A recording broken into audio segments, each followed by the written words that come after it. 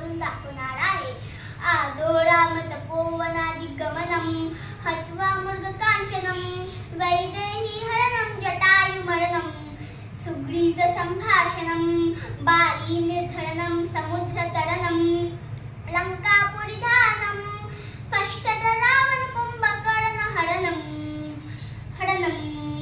एतत् रामायणम. आता मी रामायणाचं तुम्हाला अर्थ बोलून दाखवणार आहे. एक दिवस राम वनवासमध्ये गेले होते आणि मग सोनेरा हिरण पाहिले होते आणि त्याचे वध केले.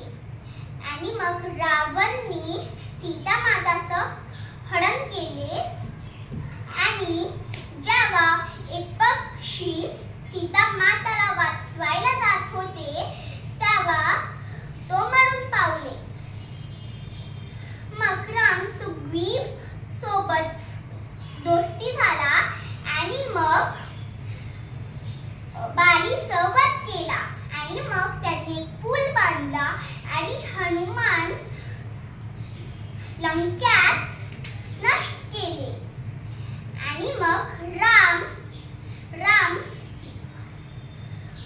रावण आणि कुंभकर्णचं वध केले. हे राम